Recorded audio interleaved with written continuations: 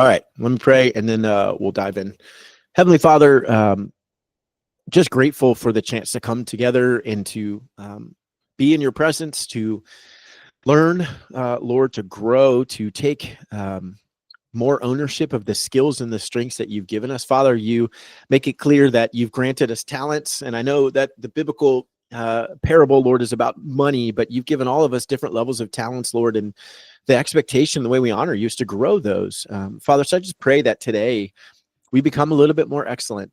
Father, I pray that today, whatever is shared and taught by me or anybody else, God, that those words don't mean anything, Lord. It's only what you take and apply to us through the Spirit. And I pray that you would make my words and anybody else's so much sweeter and greater because they come from you, not from me. And anything that is from me, Lord, that no one would remember or write down or take away, but whatever is of you, Lord, that you would stir and prick our hearts, that we would become more excellent and desire that for your glory and yours alone. So, God, I just thank you for everybody on this call. I thank you for everybody in the community.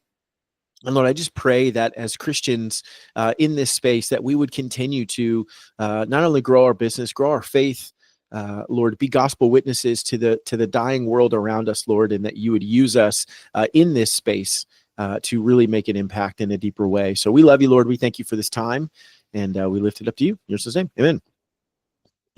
All right. So, Rashinda, if you don't mind, I'm going to ask you to walk me through, because you were the one that also asked about how do we make sure clients don't fall through the cracks. So I just want to make sure I'm going to be speaking to what you meant. So can you kind of explain what's been going on and share that? Sure. So I'm a fairly new agent. I started in August of last year, and I've had a couple closings. I've got some under contract for this year. But I'm finding that I have a lot of buyers who are looking, but they're taking their time looking. So I just want to make sure that I'm not forgetting about them as newer clients come on the scene. Like, just because somebody's hot now, they need more of my attention right now, but I don't want the other buyers who are warm to then, fall through the cracks. So I have a spreadsheet, like my greens are under contract, my yellows are hot. I try to stay organized that way with a spreadsheet, but I didn't know if anybody else had any systems in place that aren't overly complex. I'm a fan of keeping things simple, because if something's too complicated, then I just won't do it. Yeah. So just a way to, send people the house, because I know that clients now are looking online for their own houses, so they don't necessarily need me sending them houses online, but I'd like to do that anyway, like to set up a search. And I have automatic searches set up in our MLS, but those don't always send the right houses. Sometimes they get weird ones. I don't know. So, I mean, I know that you've talked about the quarterly setup. And so I think I'm at a good point to implement some of that right now, because I am fairly new. So my database is not hundreds of people, it's more like less than 50. So that's I've been trying to work with that and find out what works for me with that. But yeah, does that make sense? Yeah, it does. I'm just scared that I'm going to have a buyer that contacted me in December, and all of a sudden I'm going to go back through my notes and say, oh, shoot, they were really wanting to look, and I've kind of lost touch just because other things have come. I don't know. People in my office are very reactionary. And so I try to be more proactive instead of reactive. And it seems like there's a lot of disorganization, at least in my office, with people are losing things, or people are just, flying by the seat of their pants. And I just like to be more methodical and more organized and low stress. The urgent can crowd out the important, for sure. Right. Well, we all are guilty of that, I think. Okay, I'm going to come back to you, and I'm going to ask another question. And if I pop off screen, sorry, I'm just looking for my pen so I can start drawing stuff for us and writing some stuff out. But okay, how are you keeping track of that now? What is your process? Do you have a CRM? Do you have what are you using to keep track of people that you've talked to, whatever? Go ahead, start there. I have our MLS that I've been using for everyone's contact information, and that's where I set up automatic searches. And then I have just a Google spreadsheet that has my my lead information there. I did get talked into doing a Real Geek CRM, but I'm not going to renew that at the end of June when my part is up, my commitment's up. Because I didn't know, Garrett, that we could do this based on referrals and not Yeah, have to buy leads. So yeah, thanks. Hey, you're welcome. Yeah, I hate spending money. I mean, and I think I've shared, but I just use a Google spreadsheet. Yeah. It doesn't need to be more complex than that if you ask me. But okay, so can't find my pen. If I do, I'll start drawing stuff. So for now, I'll try to create word pictures. How about that, Andy? We'll see if I'm effective at that or not. Or maybe one of you can use AI and create it as I speak. That would be amazing as well. Is that possible? I don't know. Katie, you'd probably know. No? Okay. Oh, it is possible. Okay. Next time. Okay. Here's what I would say, Rashinda, is first and foremost, this is my process, and anybody chime in. Okay. But this is my process. Let's say a referral comes in. I'm going to assume that's where we're starting. Excuse me. Is that someone says, hey, Rashinda, and I'll even caveat there. A lot of people say, hey, Rashinda, I gave out your name to so-and-so. They're thinking about buying a home. Our immediate response to that always has to be, thank you so much. Hey, I want to make sure that we get connected so I can take care of your friend.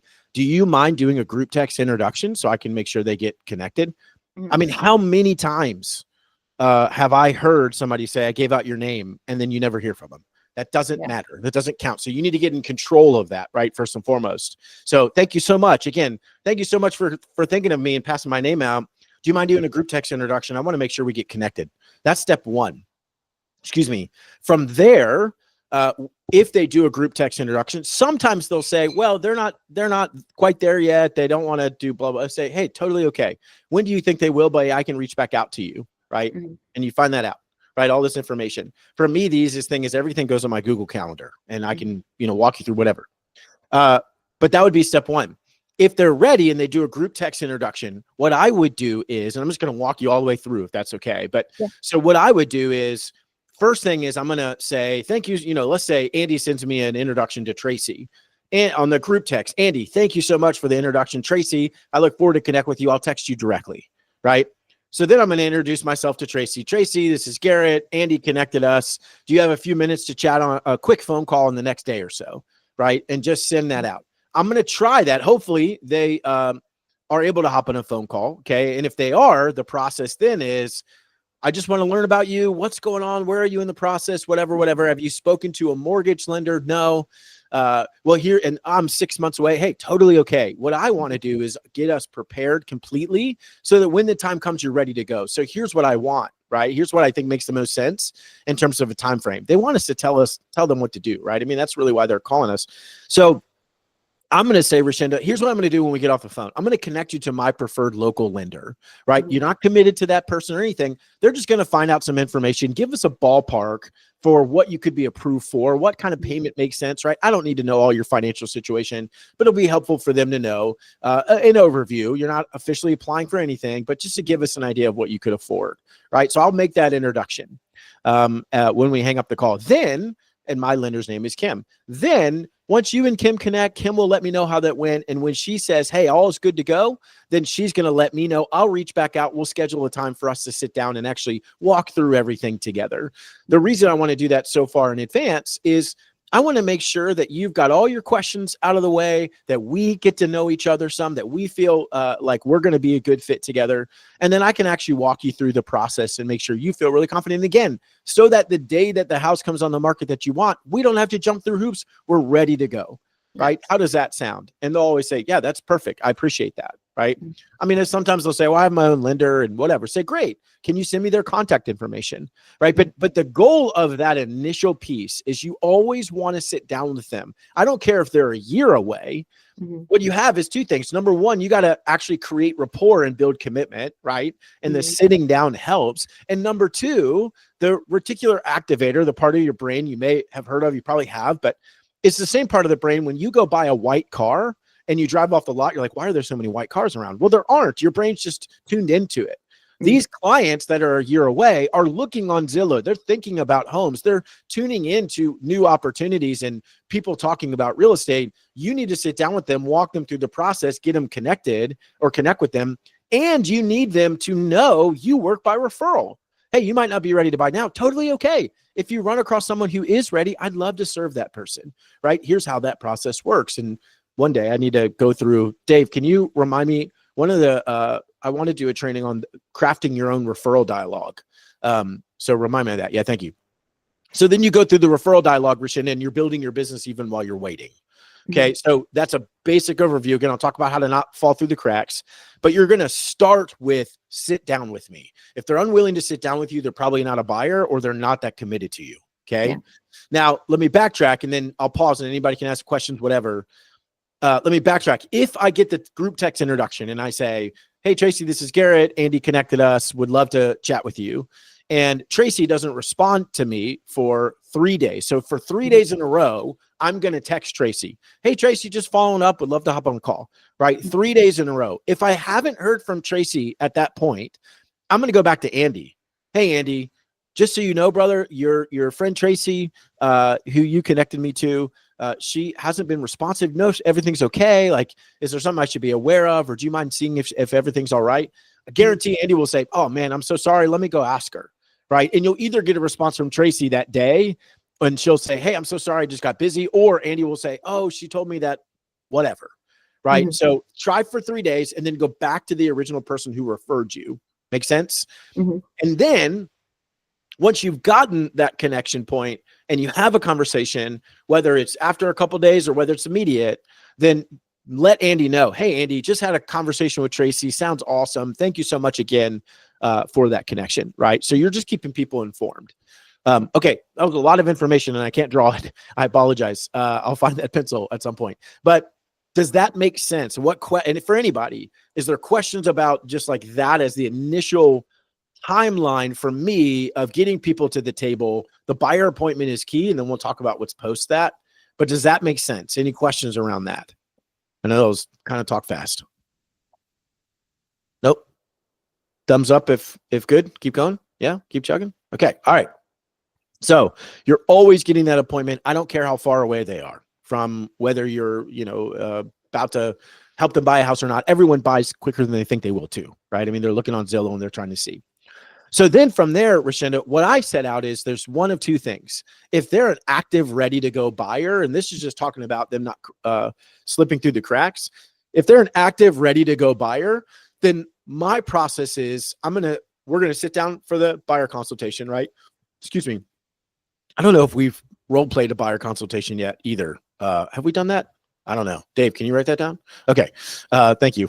You're a very highly paid assistant and beautiful and bald. So I'm getting distracted. Okay. So once you've had that buyer appointment, Rashinda, from there, if they're active and ready to go, then I'm going to tell them, okay, here's what the next step is, right? Get used to saying that language. Buyers like to know what's going on, so in a buyer presentation, and we'll walk through that at some point, but I'm going to explain the entire process. And then I'm going to say, don't worry, it's a lot. I'm here. I'm just going to walk you through next step. That's what I'm here to do. So here's the next step. The next step is I'm going to set you up on an MLS portal so you get back-end access to what I have access to. Now, Rashinda, you said yours is different, but here's how I would couch that. And I would say, because sites like Zillow, right, which are great searching tools, but how do they make money? And nobody knows. They make money by selling your information to an agent. That's how they make money. I don't want that to happen to you. I want you to have sooner access, more up-to-date information on a portal that only me and you see, right? That no one's going to sell it to you. So I'll get you set up on that. And Rishan, you might want to say, because I certainly have said, there are limitations in what I can and can't filter out. If you want an updated kitchen, cool, can't filter out by that, right? And so what I'm going to tell them is, at least for me, making it simple, I no longer weed through homes and send them to them, right? And so I'm going to let them know the portal I'm going to set up is going to immediately send you a house that's available, right away. Both you and I are going to get an email. And so you might even see it before I do, right? And if you do and you love it, text me, right? And I'll make sure I get my eyes on it. It might not have all the criteria perfectly because updated kitchen, I can't weed out by that. But what I want you to see is too much instead of too little.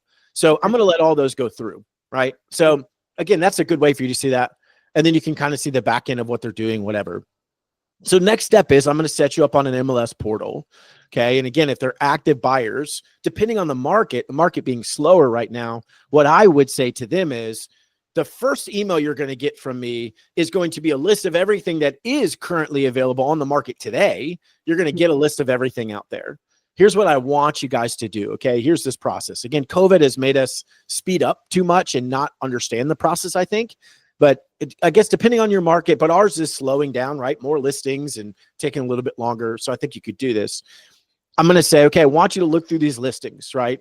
And all of the houses that are interesting to you, I want you to write them all down. And then I want you to go drive past every one of them, right? Go drive past every single house. This is like you getting an appetizer, because I promise that we pay our photographers well so that if there's bad areas around, you don't see it, right? Mm-hmm. And you need to get out there and actually look at it. Why? Because it's not beneficial for you and I to spend the time to drive to a house to go actually walk in and see it if you pull up to the neighbor and you're like, I don't even want it. So go drive through. You might have 10 that you like, 20, doesn't matter. And then from there, pick maybe your top 4 or 5, right? And send me, these are my favorite 4 or 5. You might have 8, and that's great. I'm going to have you rank them. Which are your favorite 4, right? Because we're going to really focus in on those first. And if none of those work, totally okay. We'll go check out the other ones, or we'll see as new homes hit the market.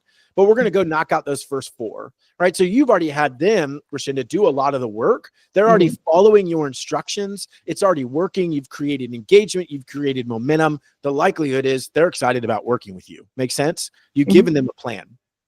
And then from there, they buy a house, hopefully, or they decide to rent. And that's the worst thing ever. I need to edit that out. I love you renters, but it's terrible for all of us. Buy it out. So does that make sense? Does that process make sense? Mm-hmm. Yeah. Okay. If they, you sit down with them and they say, we're 6 months out.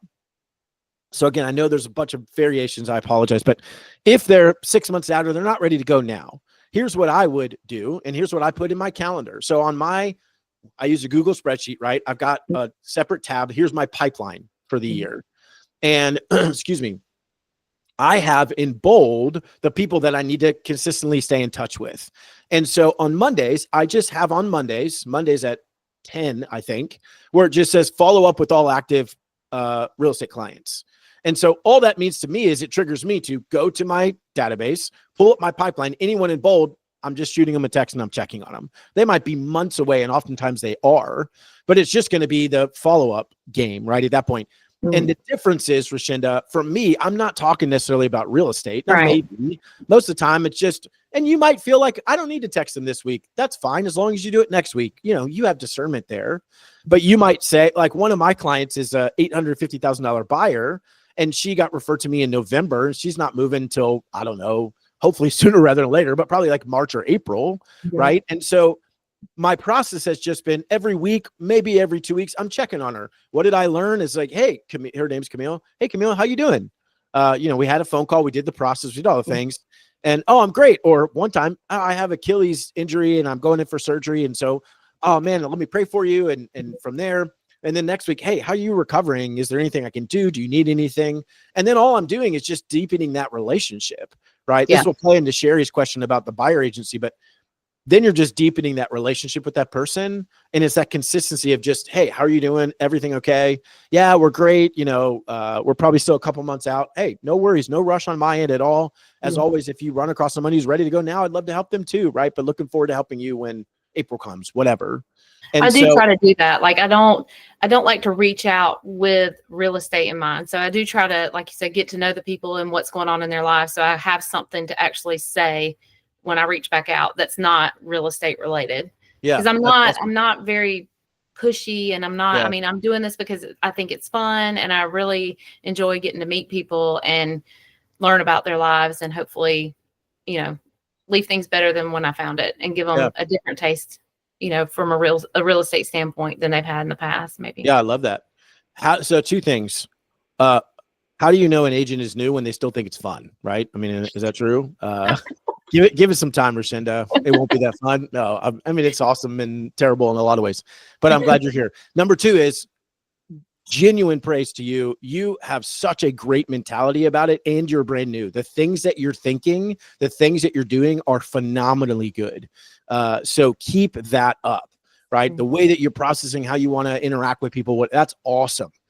So genuinely major props to you for continuing to do that and thinking that way. Most agents don't think that way when they come in. So genuinely, really, really good job. I think the biggest difference for you is if you don't want people to fall through the cracks while you get busy, just, again, put in your calendar, what am I going to do on whatever day? Mondays, check on your people. And the beauty is at this point, I mean, if they're on the MLS portal, that's cool. I wouldn't necessarily leave all their information in there. You know, I think there's just a better way, and a simple spreadsheet is easy. The last piece that I'll say, and again, we would talk about this when we talk about buyer presentation, but one of the things that we're going to do, or that we do, Rashida, when they're not ready, is we have that buyer presentation, we have buyer consultation, excuse me. And then the very end is, here's why I work by referral and why this matters to you. And then say, so I'm going to start being in touch. I'm going to start inviting you to our events, right? I'm going to send you valuable information as I send out to friends and clients, because you're part of the family now. And I'm excited that you're part of the family. And whenever you decide to buy, like, totally okay, you're part of it now. And so I'm excited for you to get to come and experience, and for us to get to know each other better. They immediately go into my 36 touch system right away, right? Again, why? I'm trying to build the relationship. Number two, they're the ones that are most likely to refer me because they're thinking about it and talking about it all the time. So you actually follow that process. And the beauty is, if you have a back-end relational system, some sort of touch system, if you have a back-end system, you know, you've already set them up. You've met them face-to-face. Maybe they're on a portal. You might be checking in on them once a week or every other week, whatever, but they're also getting a mailer. They're also getting an email. You're also going to be writing them a note anyways, right? And so the system itself doesn't allow anyone to fall through the cracks, right? If you funnel is a bad word, I don't mean it that way, but if you funnel from the referral to the meeting into your 36 touch system, now you've basically got them. I mean, I don't know what else. Other agents might be following up with them. That's fine. But what other agents are saying, hey, we're doing a movie this Saturday. We'd love for you to come, right? Come and join us. By the way, your friend Andy, who who connected us, he's coming too, right? Like, come together. You create community around your real estate business, and that's super powerful when you start doing that. Does that make sense? I don't mean to be all over the place a little bit. Yeah, it does. Okay. What other thoughts though? I mean, I'm not the only one that does this or does it well. So who else is doing it well and would want to share what your process is? Or is everyone else like, we're not doing it well, that's why we're here, figuring that out? Anybody have a good process? Okay, let me ask a different question then. Who feels like they do let clients slip through the cracks? Raise your hand, or thumbs down. Thumbs down if you let people slip through the cracks. Jezra is the only honest one here. Thank you for your honesty. Gina. Oh, good. Gina's honest too. That's a good Christian value for you to not lie. So what about everybody else? So if you don't let people slip through the cracks, then what is your process or system? Steve, you raised a hand and took it down, but you didn't mean to. Oh, okay. All right, y'all just gonna make me talk the whole time? Anybody? Andy? No? My issues are more with caring for past clients, to care for them and also be ready for referrals that they could give. Not so much current or emerging clients, if that makes sense. Yeah. Okay. So once the transaction's done, there's your problem. Okay. Well, I'll answer that question. I'll give you a simple solution. But any questions about this, like the beginning process and making sure they're not slipping through the cracks? And Rashinda, you tell me as well. Did that answer your question? If you have anything, like, please, by all means. Yeah, no, that was great. Thank you. Good.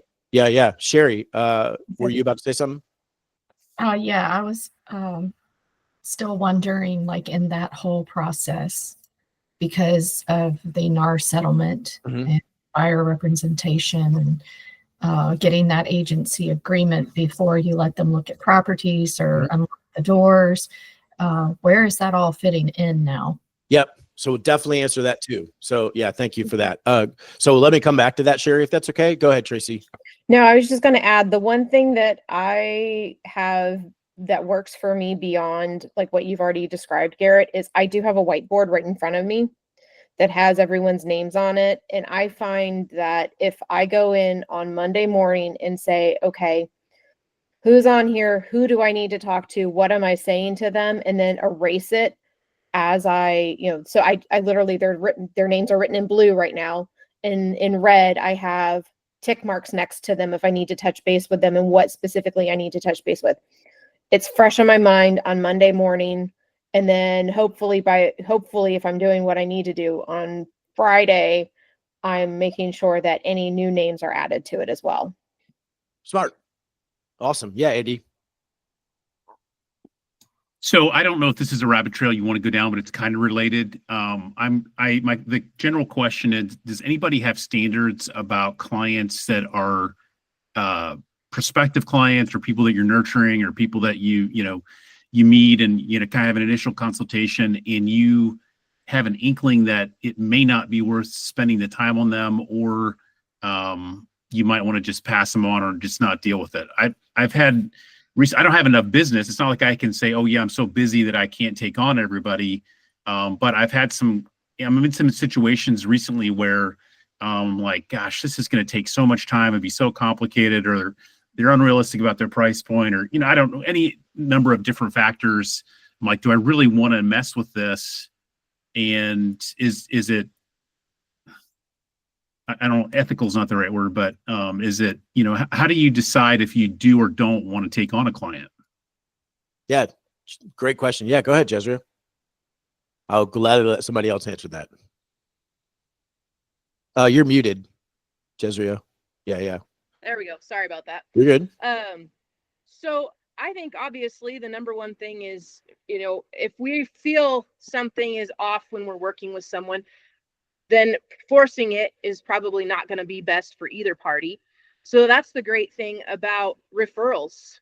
And you can do it in a manner where it's, I want to make sure that you're being taken care of in the best possible way.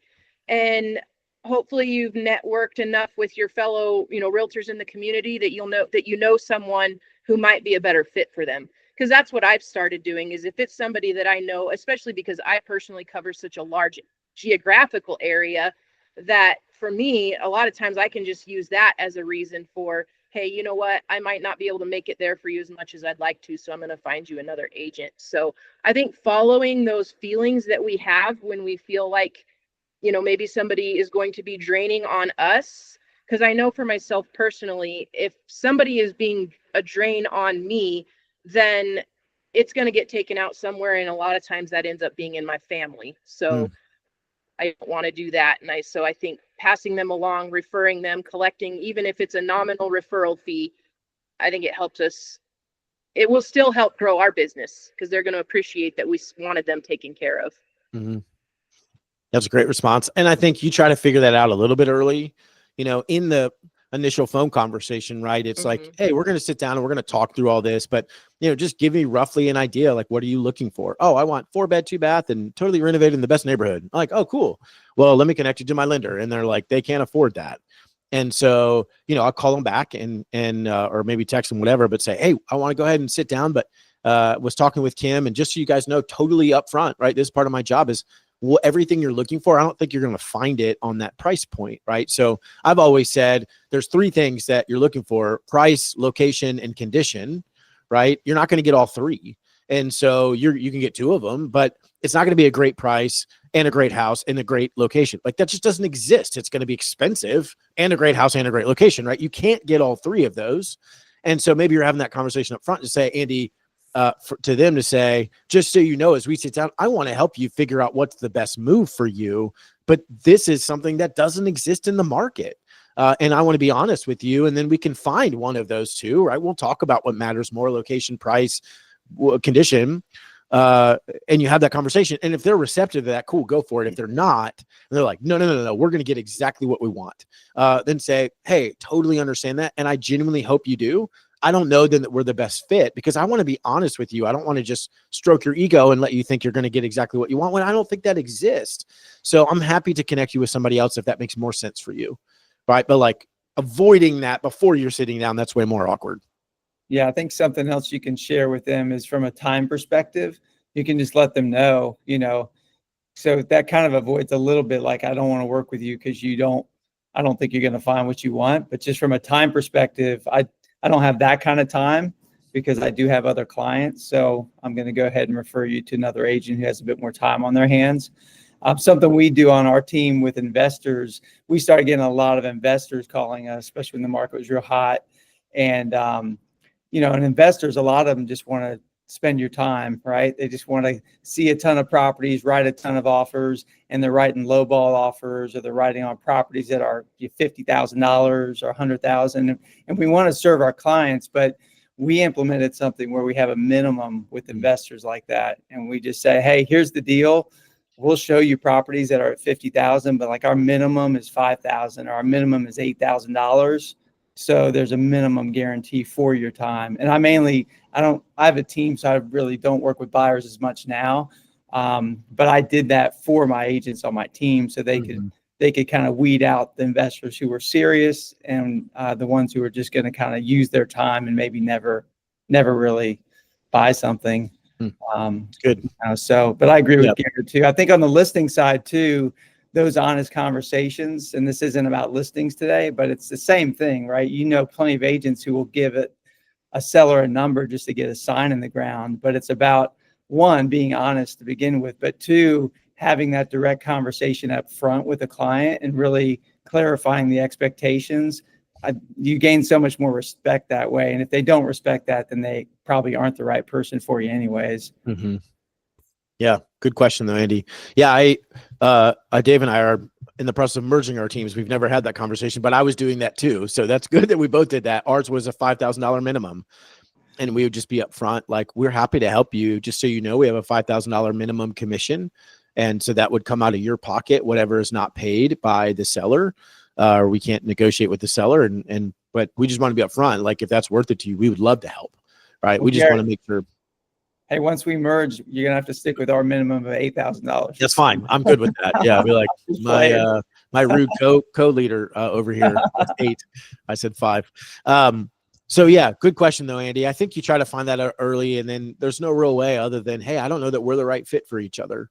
Right at the end of the day. So, okay, let me circle back for the sake of time for Sherry's question. So Sherry asked a great question around when we introduce buyer agency, right? How do we get them to sign? So Sherry, I'm going to let you, if you don't mind, if you're able, just talk on that for a sec. Like, what are the main concerns? Is it how to present it? Is it when to present it?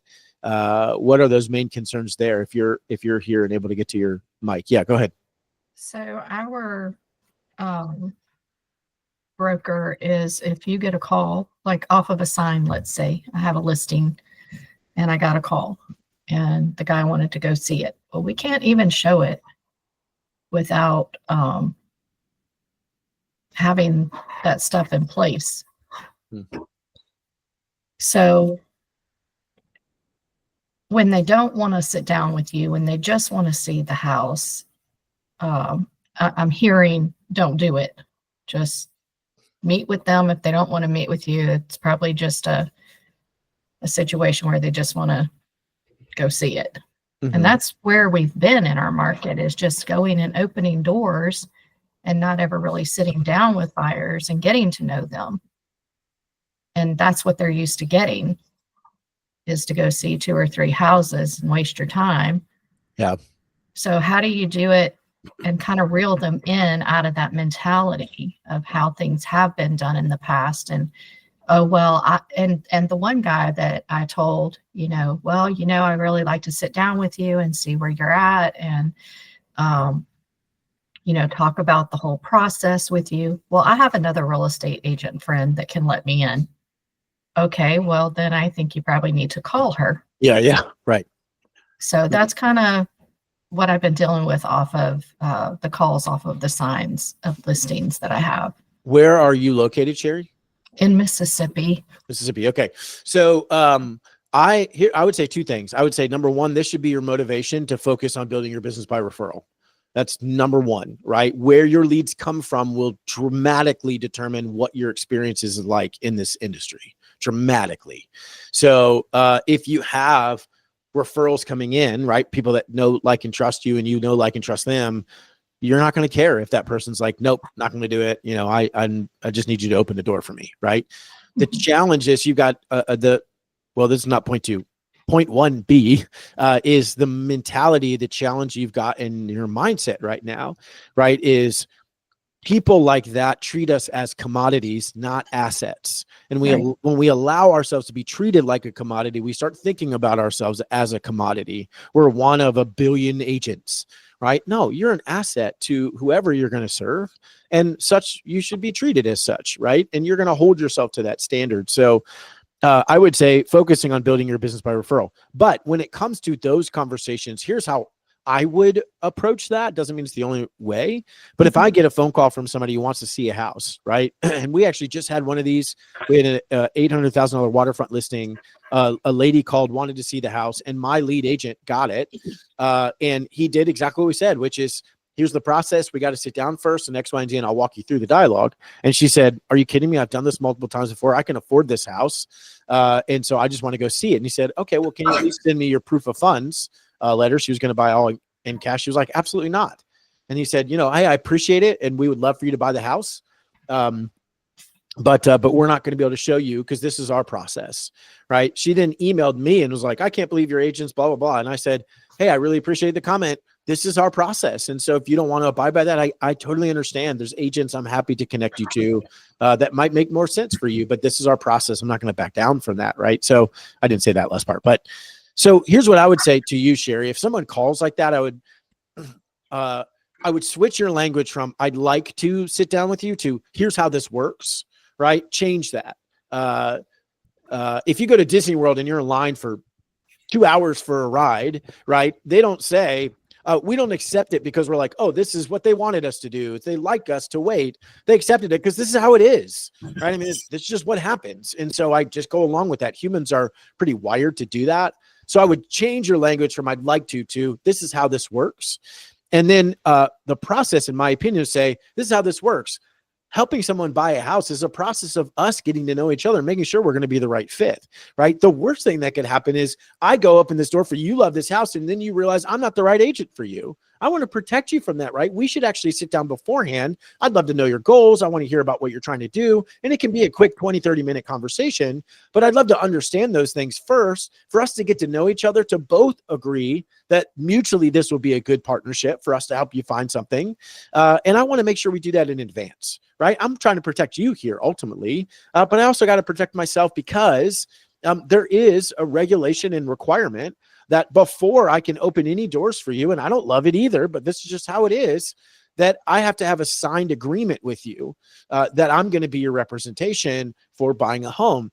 I don't think that's the right way to do it, but the reality is this is the rule. And so instead of showing up and saying, sign this for me, I want to say, why don't we just sit down 20 minutes? Let's get to know each other a little bit. If you feel confident and comfortable, then great, let's sign this. And then I'm happy to show you whatever house you want to see.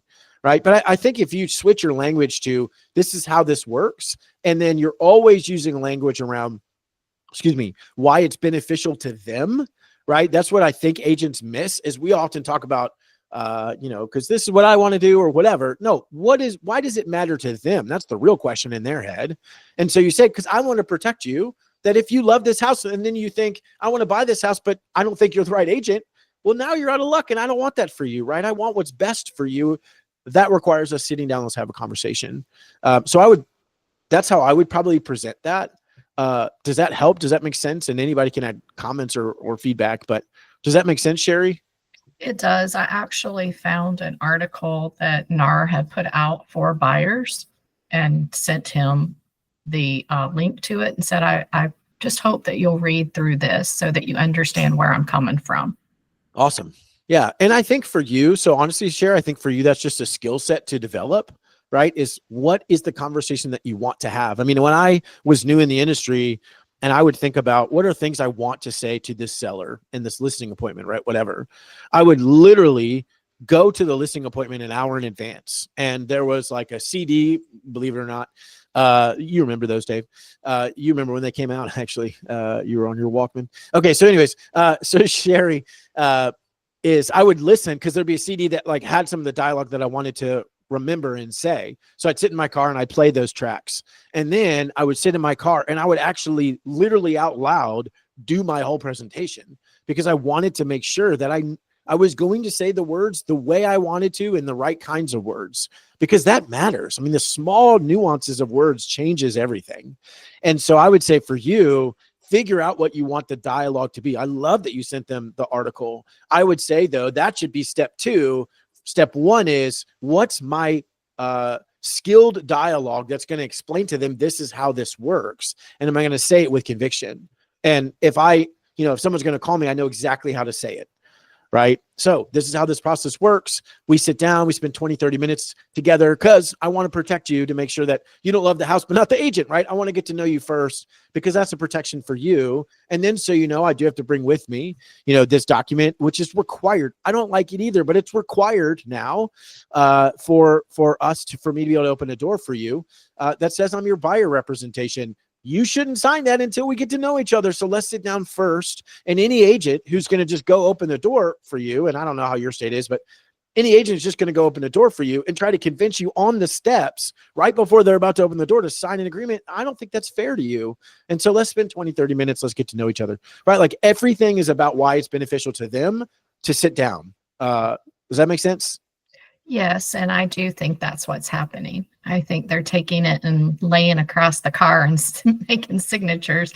I can't open the door for you until you sign this. Yeah, which is not a good And way. they don't even know what they're signing. Right. They don't know what they're doing.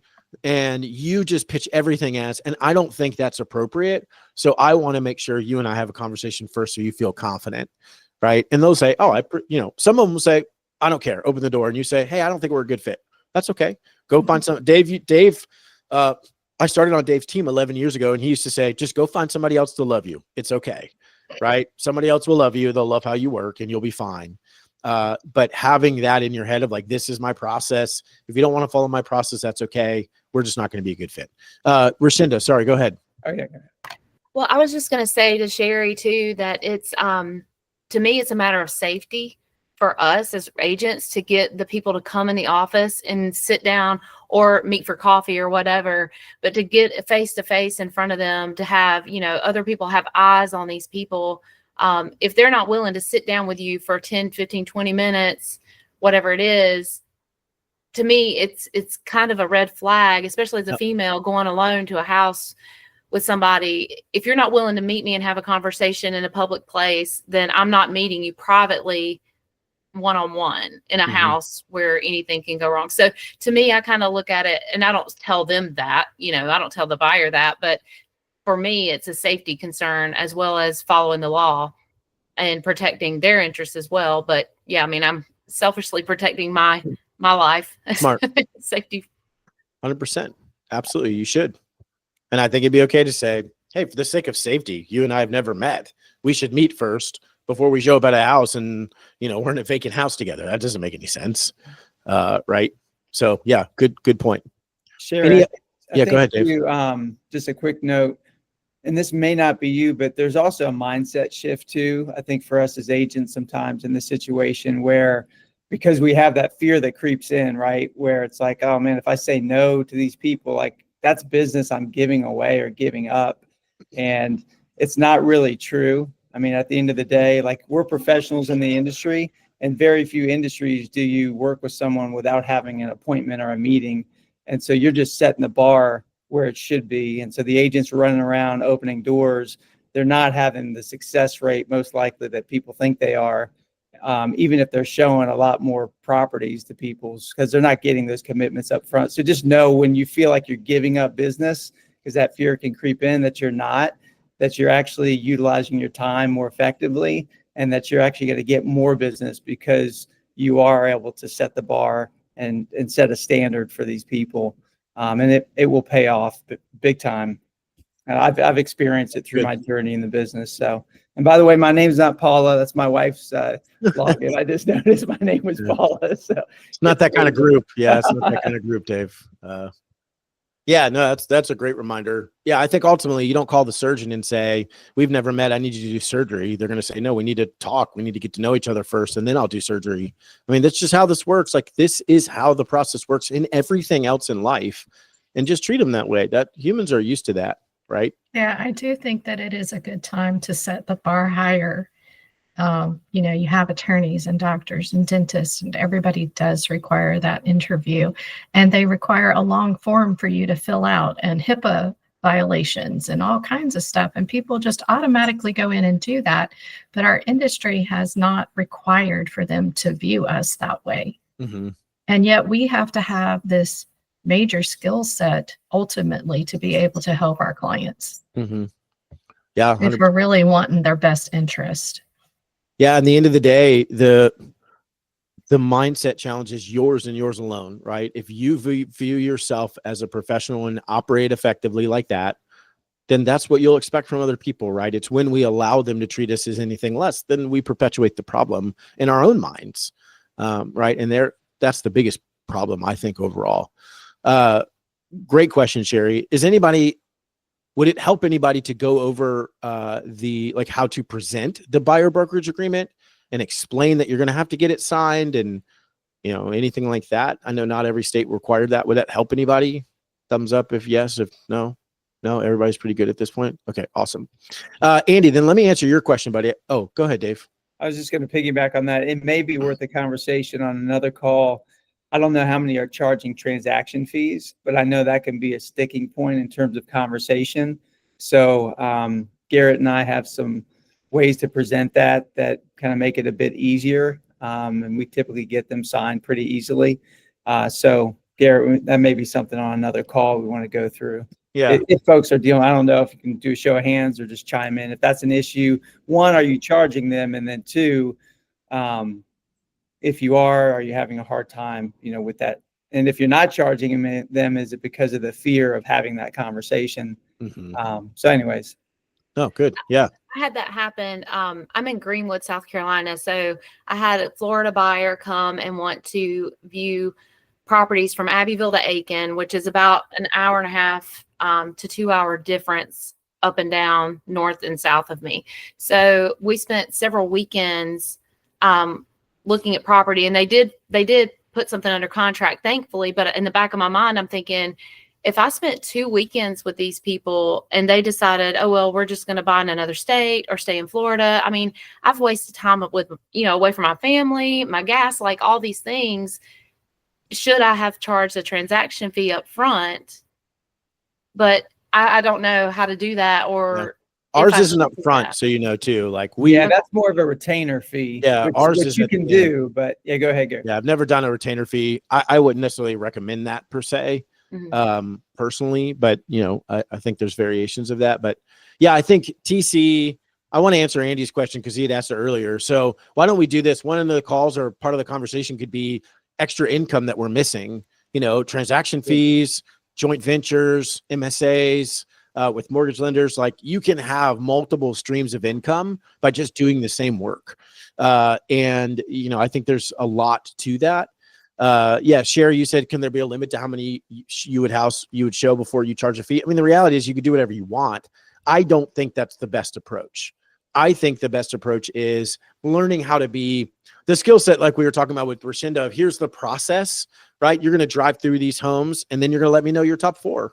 And I always just tell people, we typically see 4 to 8 and then we decide. And if you need to go longer, that's okay. Some people go see 1 and then they buy it. Like, it's totally okay. But if you do your homework, I'm going to do my homework. And then the process typically goes a little bit quicker because we all are kind of on the same page, and I can kind of walk through that. But I especially in a referral-based business, I don't want to be transaction-minded. And so if I say I'm going to charge you a fee, then it's like, well, am I just getting the money? Or is it I'm going to say, I want to do such a good job for you that you can't help but tell your friends and coworkers about us, right? That's really the goal here for me. And if you decide that you want to rent, I'm all for it, right? Like, I'm here to support whatever of course I would love for you to buy, but I'm here. If that's what makes sense for your family, I want to support you in that. And I want to be on board with that. And I don't want it to cost you a dime. And I've gotten we just got literally $1 million buyer from one of my past clients who has since bought a house, but they hadn't bought a house. I met them. They were going to buy a house. And we collectively decided, I actually encouraged them, I think you guys should rent, and did that, brothers and sisters in Christ. And for 4 years, they didn't buy anything, but they sent me so many referrals. And this is the same person who continues to send referrals, right? I think if you look out for their best interests, like Dave said, you reap what you sow. And I think if you're sowing that, we can trust the Lord to return it in some way, whatever that looks like. I don't know. I think also to help kind of, because, you know, obviously we want to serve folks, but to help kind of, once again, the mental game, right? And sometimes even as believers that comes in there. And like you mentioned, you know, it's like I showed property and I spent gas and I'm not getting a dime. You know, just remember from a business standpoint, there's going to be clients that you show one property to, or they call you up, they're a referral, and they're like, I love this house. It's $600,000. I already looked at it. I drove through the neighborhood. Like, I just want to see the inside. And like, literally you're showing them for an hour. So just remember those times, I would say those make up, you know, for the ones that kind of hurt a little bit more. No doubt. And in the long run, especially with the referral business, you'll end out ahead. And like I said, that's more from a business mentality, but I agree with Garrett. It's like, you serve people well, it's going to come back to you regardless. You know? Yeah. Right. I think that's the mentality. That's the uniqueness, in my opinion, of a Christian agent, is we have that opportunity to do that because our trust is not that they're going to send us more clients or that they're, you know, we're going to make money or whatever. Our trust is that the Lord has promised to provide. And so operating in that is not easy. But if we operate in that, it means we're going to take care of the serving, not selling, right? It's the name of this community, but we're going to approach it with, I'm here to serve you, and whatever it is. I'll tell a super quick story that is semi-related, but at a Faithful Agent conference. So if you don't know what that is, I started a nonprofit for Christian agents. Anyways, at one of our conferences, we had a panelist up there, and he was sharing a story about how he had just gone on a listing appointment. It was referred to him. He thought for sure he'd get it. It was $1 million listing appointment, whatever. It was a big number, right? He's in Northern Virginia, which is a really affluent community. And so he's up there and he says, I go to this listing appointment. I'm confident I'm going to get it. Felt like I needed it. And then I didn't get it. And I was super frustrated originally. And I was just like, didn't understand. And I was disappointed, whatever. And then I found out who did get it. And when I found out who got it, I knew that person well enough to know that, number one, they love Jesus. And number two, they really needed that financially way more than I did. And I had to learn at that moment that the Lord is even orchestrating that. Whoever that client buys or sells a home with, the Lord decided that as well for whatever his purpose is. And his purpose in that was, hey, he said, this guy's name was Ryan. He said, Ryan, I'm going to provide for you. I promise that. And I also am going to provide for whoever the other guy was. And this is how I'm doing it. And so I think, you know, saying that out loud is like, I'm so guilty of not doing that. So don't pretend like I'm doing that very well. I'm not. But if we can operate in that space, we have a unique advantage in this market to really love people that way. And I don't think agents who don't have the hope of Christ can do that. And I want them to know Christ, right? That's part of my mission, and all of our missions, but we have that unique advantage and we should operate in that way. So hopefully that helps. Andy, man, I'm going to give a super fast answer to your question of once they close, then what do you do? Okay. Just for sake of time. That was your question, right? Yep. Thumbs up. Yeah. I was just trying to say that's what I have issues with, but yeah. Okay. I know you've done a great job in other places working, you know, showing your system and how to work on that as well. So yeah, for sure. Well, so super fast, I'm going to give you 3 things to do. The first one is, you got to have your 36 touch system set up because it's going to stay in touch with them, right? That's a no brainer. The second one is you're going to do a 1 month pop by. And then you're going to do, third thing is you're going to do 2 month pop by, a 1 month pop by. So put in your Google Calendar, right? They closed on February 19th. So on March 19th or roughly around there, I'm going to go drop off something at their house. And for me, that's always been, and we shifted a little bit, but this year, what we shifted to was we got little packets on Amazon, and I'm happy to put them in the community, just post and ask whatever, little packets on Amazon. That's like, at home popcorn movie night or something, you know, a bunch of flavors of popcorn and probably a bunch of dyes and stuff that I shouldn't give out, but whatever. Not going to make America healthy with that, but popcorn and stuff like that. Right. And so it's just on month 1, go drop that off their house. And I have a little handwritten note I attached to it. Super excited for y'all as you continue to settle into your new home. Take a minute, you know, or take an evening to just enjoy yourself and celebrate with a little bit of popcorn. What a joy it was to serve you all in buying this house, right? Something simple. And then at the 2 month mark, right? So also in your calendar at the 2 month mark, I just found a little candle that just says something about moving. I honestly can't remember, but it was just a little candle that I get to drop off. It's just an excuse to go. And I don't often see them, but I'll leave it, take a picture of it. And, all the time, my 36 touch system's working in the background, but I'm trying to elevate those first 2 to 3 months because I know that's when they're most likely to be showing off their new home and talking to people about it. And so that 2-month Andy is dropping off a gift. For us, it's a candle. And same thing, right? Like, can't believe it's been 2 months. I hope you guys are loving everything about the house. Again, what a joy it was to serve you all. I look forward to helping you in the future and any family and friends you have. And I'll see you at whatever, our next upcoming event, right? I hope to see you guys there. Would love to catch up, something like that. So it doesn't need to be complex. I mean, you could even do an Amazon order. I don't care. Send them something for $10. It doesn't matter. It's the thought process. It's the reminder that, hey, I'm still here. I told you I was going to be here. Yeah, you're getting mail, or you're getting my email, you're getting my personal touch, whatever. But I'm really celebrating for you that these are these highlight moments. And so that's a really simple way. I would just do that. And I think that's a good way for you to stay in touch. And then again, like Rashinda, if you have a system set up, they're not going to slip through the cracks. They can't, right? There are no cracks in the system. It's whether we allow those cracks to form. But if you don't, you're good. Yeah. Anyway, super fast answer. Don't have time to go into all that, Andy. I apologize. That's helpful. Yeah, good. Any final questions, thoughts, comments, concerns, anything like that?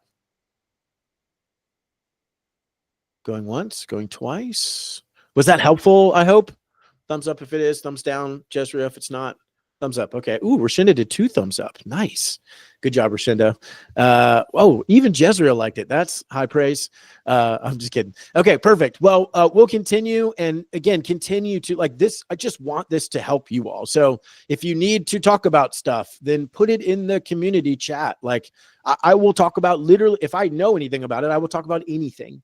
And so please do that. If you have prayer requests, please do that. I would appreciate, I'll ask you guys for prayer. I had another conversation today with potential publisher for my book, which is awesome. I'm super excited about, but the discernment of that, if that's the right one, they're affiliated with Simon & Schuster, which is a huge distribution channel, which is weird to me that would be possible. But more than anything, like my conversation with the main editor today was, if we do this, like I want to make sure it still honors Christ, above all things. It's not an overtly Christian book, but are they going to try to change it? Like, I don't know how any of this works. I've never done it. So just seeking discernment that the Lord would grant that to me, and I would be wise in that decision. I would appreciate prayer there. So Dave or Paula/Dave, can you close us out in prayer, buddy? And then we'll wrap up. You got it. Yeah, thanks. Father, we thank you for this time together, Lord, and just love that we can come together as real estate agents, but more importantly, believers, and just share open and honestly with each other and just be authentic. It's just such a great place to be, Lord. And we just love you so much, God. I do lift up Garrett during this time, just for discernment and wisdom with his book. I just know it's going to impact so many lives, God. And so, but ultimately we want to glorify you with it, Father. So we also want to glorify you with everything that we say and do here, just in our businesses, Lord. Just help us to do that. And I pray for everyone on this call. I ask that you be with them and bless them and their families, God, this week, and keep them safe. And we just love you so much. I pray this in Jesus' name. Amen. Amen. Thanks, buddy. Yeah, love you all. Have an awesome week. Yeah, have a great week. See you next Wednesday. See y'all. Thank you. Bye.